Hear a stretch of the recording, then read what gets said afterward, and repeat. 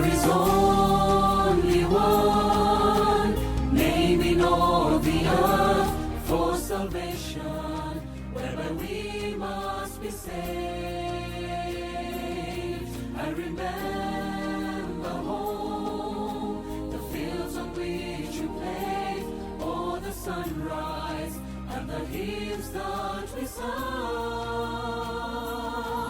Through the Holy Ghost, I receive the power. I'm going home.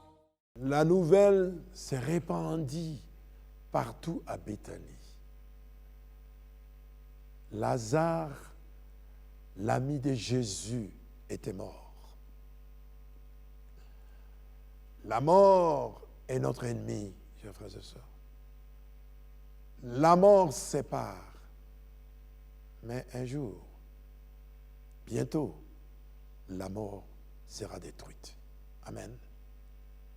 Il y aura une réunion éternelle de la famille heureuse de Dieu. Alors, que se passe-t-il à la mort? Pour comprendre la mort, nous devons examiner la vie.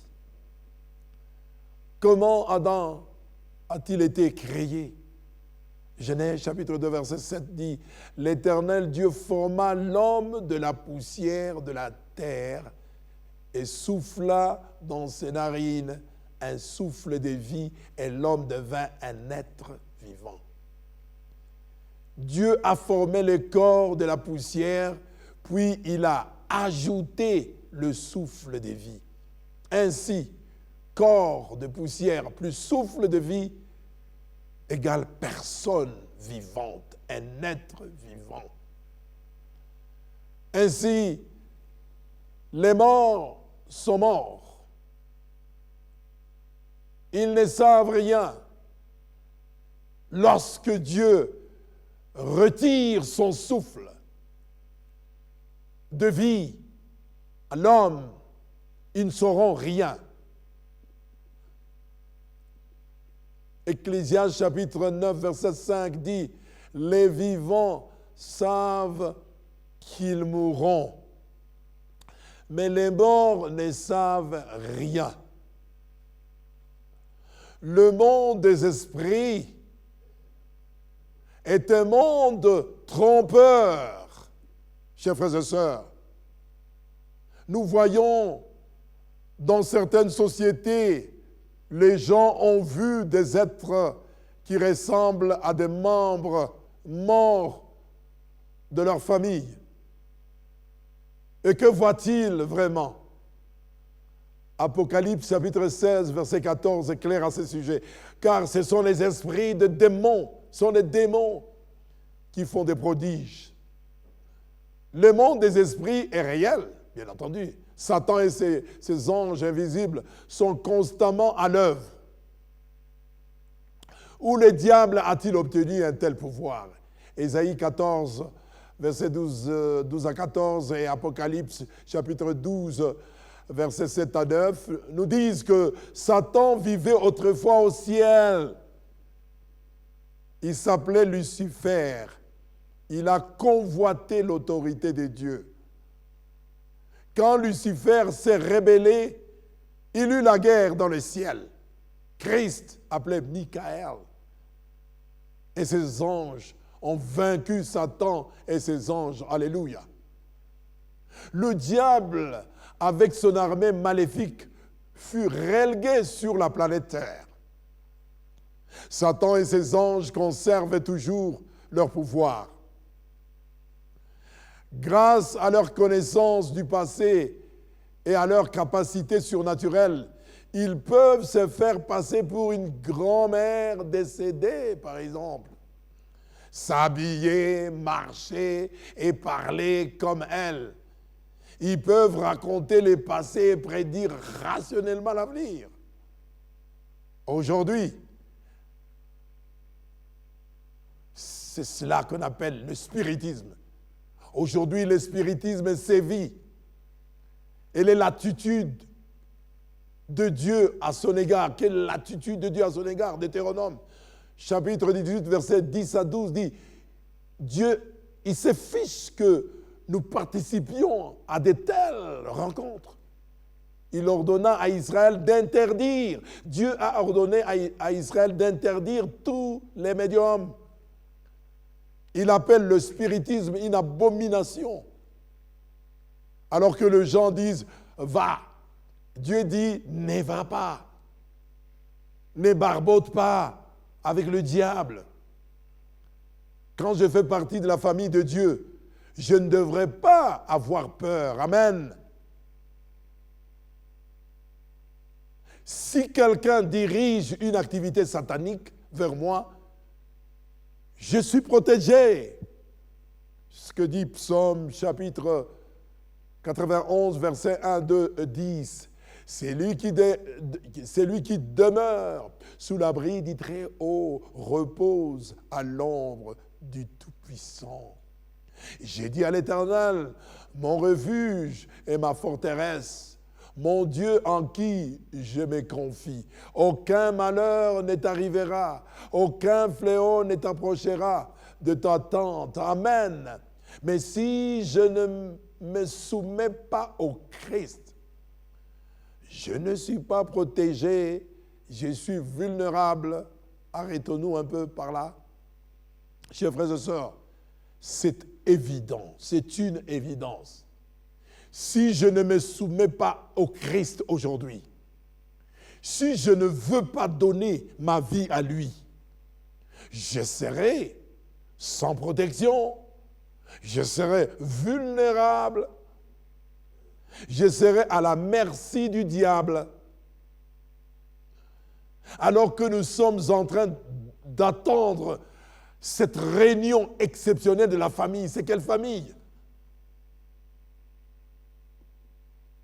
Finalement, Jésus arriva. Nous continuons l'histoire de Jésus avec les deux sœurs, finalement, dont le frère était mort. Finalement, Jésus arriva à Béthanie. Remarquez la communication. Il y a d'abord communication.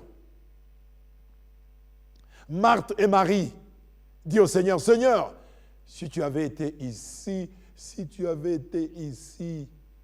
mon frère ne serait pas mort. » Jésus dit, « Ton frère ressuscitera. » Et Marthe de dire, « Je sais qu'il ressuscitera au dernier jour. » À ce moment-là, Lazare était mort depuis 4 jours. Je dis bien depuis 4 jours. Mais debout, à côté du tombeau, le Christ qui donne la vie a donné son ordre. Amen. En Jean, chapitre 11, 43 et 44, Jésus donna cet ordre. Lazare, sors! Et le mort sortit. Alléluia. Le frère et sœurs s'embrassent dans une joyeuse réunion. Voisins et amis se joignent à une joyeuse célébration.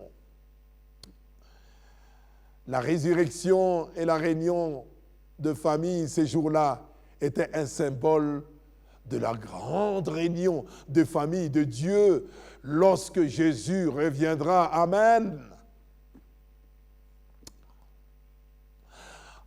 En 1 Thessaloniciens, chapitre 4, versets 16 à 17, il est dit « Car le Seigneur lui-même, à la voix d'un archange, au son de la trompette de Dieu, descendra du ciel. Et les morts en Christ ressusciteront. » Premièrement, ensuite, nous les vivants qui sommes restés, nous serons tous ensemble avec eux sur des nuées à la rencontre du Seigneur dans les airs. Et ainsi, nous serons toujours avec le Seigneur. Marie réunis avec leurs épouses, parents et enfants, amis avec amis. Oh, chers frères et sœurs, bonne famille pour toujours. Après 1000 ans de vacances au paradis, nous vivrons dans la nouvelle terre. purifiés. Amen. Et quelle merveilleuse maison ce sera. Quelle merveilleuse maison ce sera. Ici, la Bible va nous donner une peinture fascinante de nos demeures célestes. Les terres seront fertiles, le désert fleurira comme une rose. Ésaïe 35, verset 1er. Les animaux seront inoffensifs. Le lion et l'agneau paîtront ensemble. Ésaïe 11, verset 6 à 9. Alléluia. Et maisons de campagne, nous bâtirons de maisons et planterons des vignes. Ésaïe chapitre 65, verset 21. Santé éternelle, personne ne dira jamais « Je suis malade, alléluia ». Ésaïe 33, verset 24. Personne. Alors, aujourd'hui, la maladie, c'est un lot quotidien de tout être humain. C'est une véritable épée de Damoclès sur nos têtes chaque jour de maladies. Aujourd'hui, on parle de maladies incurables qui dépassent même l'entendement des hommes de science. Mais ces jours-là, Dieu va mettre les holà aux maladies. Il n'y en aura même pas. On ne pourra même pas flairer la maladie. La vie éternelle, la mort sera dévorée par la victoire. Alléluia. La mort sera dévorée complètement par la victoire. Ésaïe chapitre 25, versets 8 à 9. Regardez les gloires de la ville, la nouvelle Jérusalem. Dieu nous donne la description de la gloire de la ville de Jérusalem. L'apôtre Jean a utilisé des métaux. Aujourd'hui, nous avons des pays qui sont reconnus comme étant des pays fabuleusement riches à cause de leur richesse minérale. Mais au ciel, ce sera autre chose. L'apôtre Jean dit que les murs de Jérusalem seront des murs de jaspe et autres pierres précieuses. Apocalypse chapitre 21, versets 18 à 20. Qu'en est-il des portes? Les portes de perles solides. Waouh! Apocalypse chapitre 21, verset 21. Des rues. Des rues d'or transparent. Apocalypse chapitre 21, 18 à 21. La lumière sera fournie par la gloire de Dieu. La lumière, je reprends encore, il n'y aura plus de délestage, encore moins de blackout. La lumière sera fournie par la gloire de Dieu. Apocalypse, chapitre 21, verset 23. La plus grande gloire est que nous serons face à face avec Jésus. Apocalypse, chapitre 22, verset 4. Face à face avec Christ, mon Sauveur. Face à face, que sera vraiment une expérience exceptionnelle, pleine de ravissement. Je le verrai, Jésus-Christ, qui mourit pour moi. Tu le verras si tu veux aujourd'hui, tu le verras ce jour-là. Tu le verras.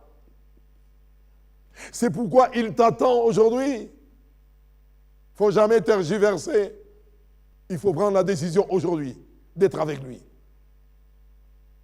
Enfin, toute la famille de Dieu sera ensemble pour toujours.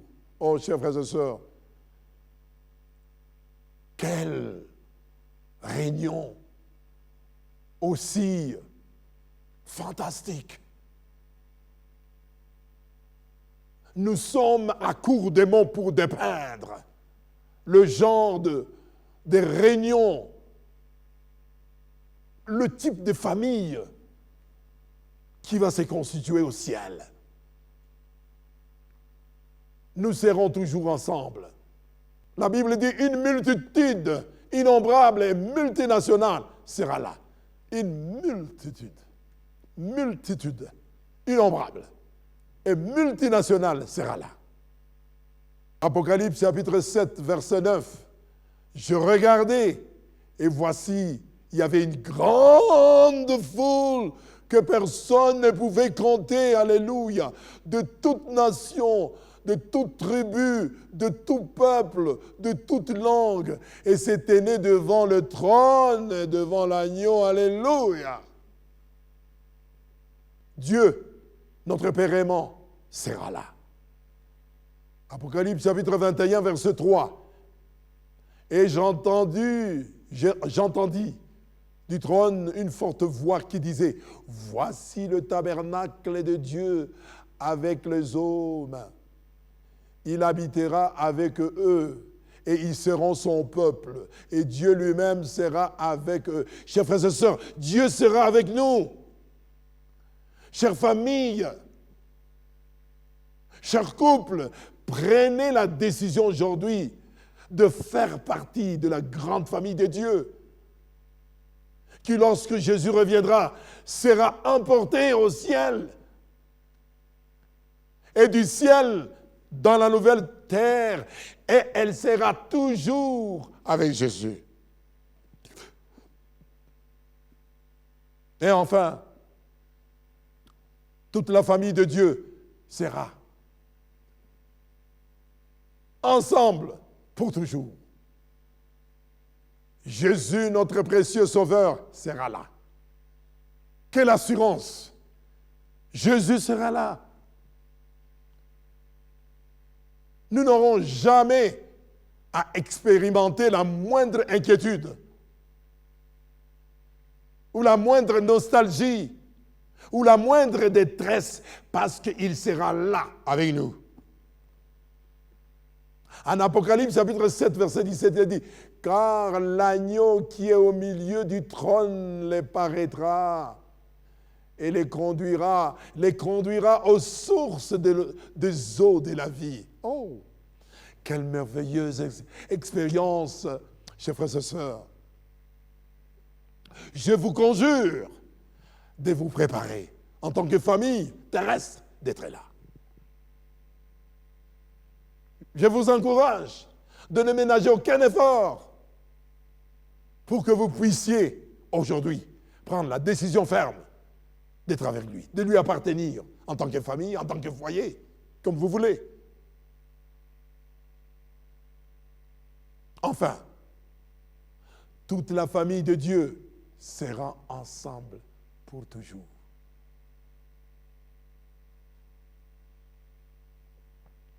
Une véritable retournelle d'assurance. Ritournelle d'assurance.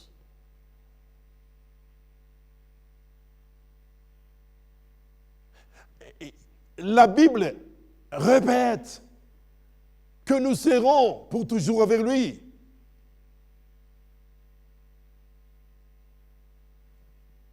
Et par la grâce de Dieu, j'y serai. Est-ce ton assurance aussi? Par la grâce de Dieu, j'y serai. En Marc chapitre 16, verset 16, il est dit, « Si je marche alors avec Jésus dans la ville, je dois marcher avec Jésus dans l'eau de baptême maintenant. » C'est cela. C'est ça la pensée de Marc chapitre 16, verset 16. Ce maintenant de croire en Jésus et d'être baptisé pour être avec lui maintenant. Et que votre nom soit inscrit dans le livre de vie quand il revient bientôt. Votre place sera là. Et vous serez là avec lui. Chers frères et sœurs, ce moment est capital pour vous. Ce n'est pas le temps de regarder de gauche à droite. Parce que le salut est tout à fait personnel. Donc si vous êtes dans le foyer, faites en sorte que vous, en tant que foyer, en tant que conjoint, avec vos enfants, vous puissiez faire partie de la grande famille de Dieu.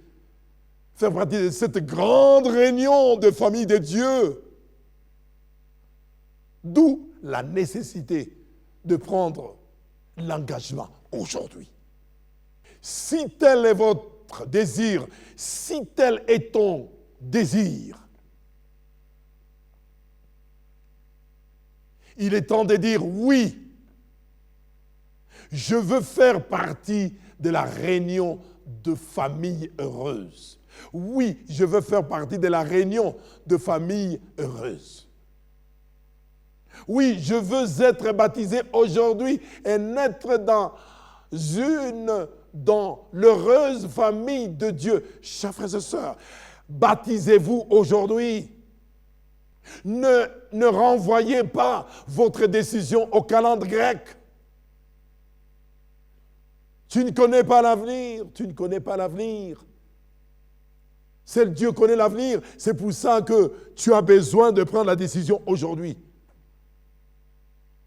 De faire cette expérience de la mort avec Christ, symboliquement, de l'ensevelissement de votre ancienne vie avec lui et naître à nouveauté de vie.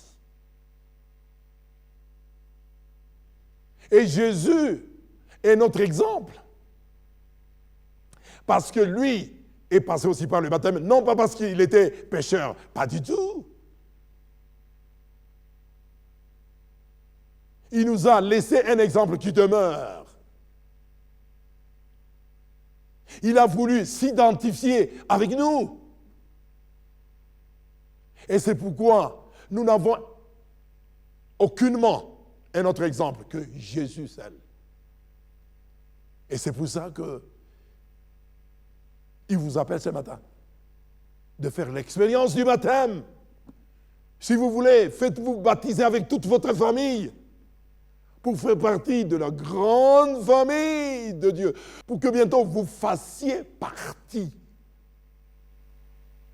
de la grande famille de l'au-delà lorsque Jésus reviendra. Et c'est pour ça que vous pouvez dire, oui, je veux que ma famille et moi-même restions pour toujours dans la famille heureuse de Dieu. Très important. Si vous êtes là et que vous voulez rester dans la grande famille de Dieu pour toujours, alors marchez avec lui au jour le jour. N'épargnez aucun effort pour que tu sois en relation avec lui au jour le jour. Et c'est la raison pour laquelle dans notre leçon précédente, nous avons mis en exergue la nécessité de la dévotion spirituelle, la nécessité de la méditation spirituelle, la nécessité de faire de votre famille un hôtel spirituel où la présence de Jésus sera permanente et ininterrompue.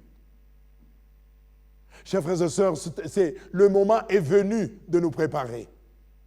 Ce n'est pas demain, ce n'est pas après-demain, mais c'est aujourd'hui où nous devons prendre des décisions conséquentes pour appartenir à la grande famille, à la famille qui attend la bienheureuse espérance. Vous avez la latitude de prendre une décision ferme en tant que famille, en tant que foyer. De dire, oui Seigneur, je veux que je fasse partie de la grande famille de Dieu. moi en tant que foyer, pour que lorsque Jésus reviendra, que moi aussi ait le privilège avec ma famille d'être là. Et ensemble, nous avons vu quelle peinture si pittoresque que l'apôtre Jean donne par rapport à la beauté de la Nouvelle Jérusalem, par rapport à la beauté de nouveaux cieux et une nouvelle terre. Oh, chers frères et sœurs, je vous conjure à être là. Parce que le temps presse. Le temps presse. Les signes sont évidents aujourd'hui. Les signes précurseurs de la venue de Jésus, nous les vivons au jour le jour. Et c'est la raison pour laquelle vous n'avez aucune raison de tergiverser. C'est maintenant ou jamais. Donc, encore une fois, faites cet engagement avec votre épouse ou avec votre époux ou avec tous vos enfants. C'est-à-dire, oh Seigneur, nous venons tels que nous sommes aujourd'hui. Nous voulons appartenir à toi. Nous voulons te suivre. Nous voulons observer tes commandements. Nous voulons marcher avec toi en esprit. Nous voulons que tu nous aides, que nous puissions faire toujours, rechercher toujours ta volonté dans notre vécu quotidien. Et pour que cet avènement, cette bienheureuse espérance ne nous surprenne, que lorsque le temps sera là, que nous soyons prêts à dire, voici, c'est celui-ci que nous attendions. Il vient nous sauver. Nous avons eu confiance en lui. Et maintenant, c'est le temps de vivre avec lui éternellement. Veuille le Seigneur continue à vous aider, chers frères et sœurs, pour que vous puissiez prendre cette situation avec tous les sérieux possibles. Parce que le monde touche à sa fin. Ce que nous voyons aujourd'hui doit nous interpeller, doit absolument nous interpeller, doit nous donner une certaine prise de conscience que le temps est venu où nous devons prendre position pour Christ. Celui qui revient bientôt, parce qu'il vient nous prendre, pour que nous puissions vivre avec lui éternellement. Et la Bible a dit que lorsque nous allons fouler nos pieds dans la Nouvelle Jérusalem, cette expression se répète tout au long de la Bible et surtout des déclarations eschatologiques des livres d'Apocalypse. Que nous serons toujours avec lui. Jamais il ne nous abandonnera. Nous serons toujours avec lui. Aujourd'hui, nous voyons des enfants abandonnés par leurs parents dans la rue. Aujourd'hui, nous voyons les femmes mariées abandonnées à leur triste sort par des divorces désordonnés. Aujourd'hui, nous voyons des sans-abri abandonnés. Mais ces jours-là, la Bible le déclare, que nous serons toujours avec lui.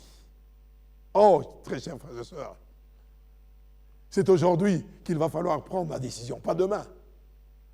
Parce que Jésus t'a dit ce matin que lorsque je reviendrai et que je te prendrai, je serai toujours avec toi.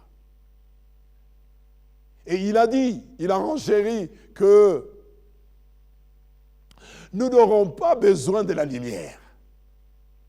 Parce que la gloire de Dieu sera notre lumière. Aujourd'hui, le courant de lumière que nous avons, c'est un casse-tête. Là-bas haut, là-haut, nous n'aurons jamais à payer la moindre facture. Non, pour le courant ou quoi que ce soit. Parce que la gloire de Dieu sera notre lumière. Amen. Vous, en tant que foyer, vous, en tant que famille, peut-être que vous avez trébuché d'une manière ou d'une autre. Peut-être que vous avez fait un faux pas. Jésus est prêt à vous accueillir. Avec votre famille, il est prêt. Nous avons un sauveur aimant. Nous avons un sauveur plein de mansuétude et de compassion. Il est prêt à vous accepter tel que vous êtes pour que vous fassiez partie de la grande famille qui va expérimenter une grande réunion. Une réunion éternelle. Parce que dans cette réunion au ciel et dans la nouvelle Jérusalem, nous serons toujours avec lui. Nous serons toujours avec lui pour toujours. Chers frères et sœurs, ce matin, permettez-moi de prier pour vous. Là où que vous soyez, baissez vos têtes pour la prière. Nous voulons prier pour vous. Vous, les couples, les foyers, les familles qui nous suivez, nous voulons invoquer le nom de Dieu pour qu'il puisse vous aider à tenir ferme. Et si vous ne l'avez pas encore rencontré, c'est le moment de prendre une décision ferme pour que vous puissiez marcher avec lui. Prions le Seigneur. Seigneur, notre Dieu, notre Père, nous te remercions pour ce temps que tu nous as donné pour que nous puissions parler de ta part. Nous avons devant toi des familles disséminées à travers cette division et qui nous suivent. Nous avons des foyers, d'autres sont vraiment bouleversés, d'autres sont découragés. Oh Seigneur, que cette parole que nous venons de présenter devant toi puisse trouver leur place dans leur cœur afin de le raviver et de prendre décision pour toi, pour que lorsque Jésus reviendra, qu'il puisse faire partie de la grande famille. Seigneur, que tu les diriges par ton Saint-Esprit afin qu'ils prennent la décision d'être baptisés. Qui ne tergiverse pas, Seigneur. Que le diable soit mis hors d'état de nuire et que vraiment ton esprit les possède. Et que bientôt nous puissions vraiment festoyer avec eux lorsque Jésus reviendra et qu'ils puissent le voir lorsqu'il reviendra face à face. Ce sont les grâces que nous te demandons au nom de Jésus. Que tout le monde dise Amen.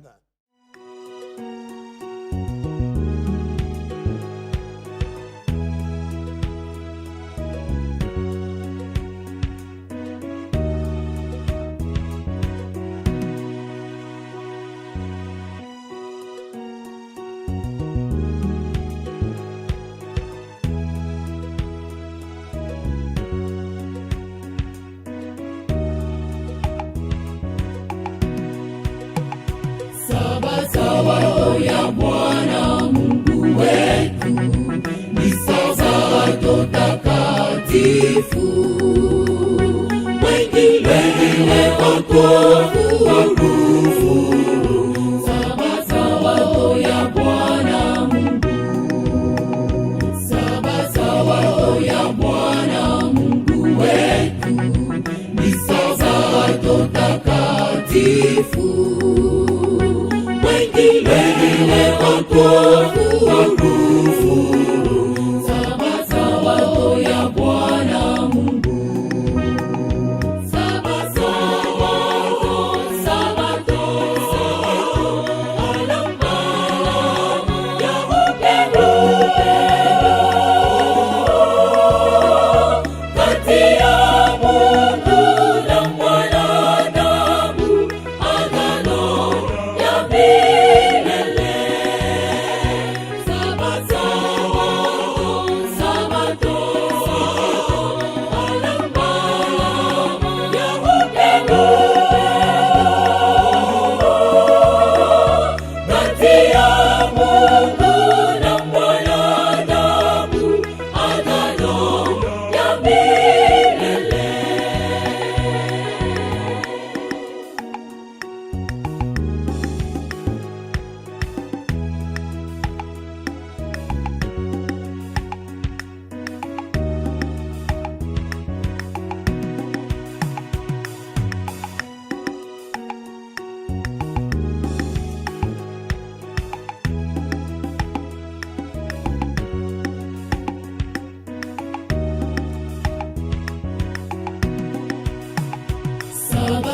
sabato sheria kama zote tuliopewa na Mungu.